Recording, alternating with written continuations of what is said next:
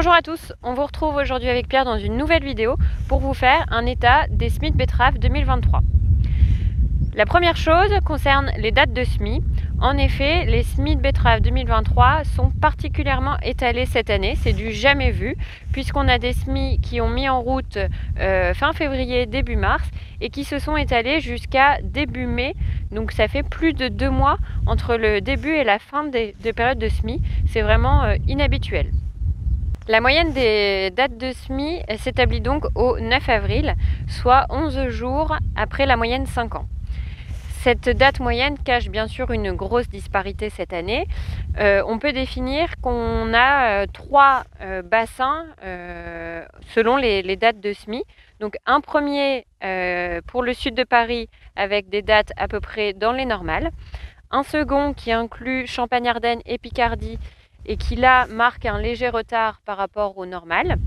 Et enfin un troisième qui inclut Nord-Pas-de-Calais et Normandie, où là pour le coup on constate un retard au niveau des dates de semis assez marqué.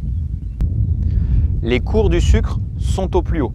Espérons que la période de végétation qui est un peu raccourcie cette année soit très propice pour maximiser les rendements betteraves 2023. Les précipitations régulières du mois de mars n'ont pas facilité la tâche des agriculteurs.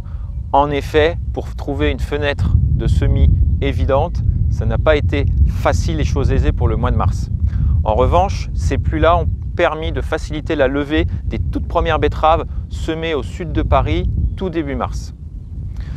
Pour les levées sur des semis du mois d'avril, celles-ci ont été relativement rapides car le sol était plus réchauffé et moins de pluie sur le mois d'avril. En revanche, pour des semis sur le mois d'avril, notamment le week-end de Pâques, on recense quelques parcelles avec croûte de battance, mais cela reste modéré car aujourd'hui on ne recense pas de resemis liés à une mauvaise levée. Concernant les essais ITB-SAS, dans les comportements à la levée, on nous remonte de bons comportements de nos variétés, comme ici avec la BTS 2045 dans les séries Rhizomanie ou bien dans les séries nématodes avec la BTS 6975N.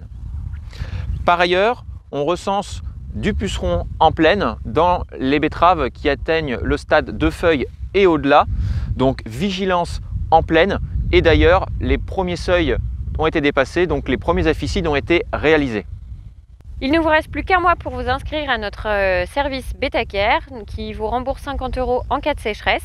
Pour rappel, l'année dernière, presque toutes les stations météo ont déclenché et donc quasiment la totalité des participants ont touché 50 € multiplié par le nombre d'unités inscrites. C'est donc maintenant qu'il faut vous inscrire, vous avez jusqu'au 31 mai. Nous vous remercions d'avoir visionné cette vidéo et on vous dit à bientôt pour une prochaine vidéo. Au revoir!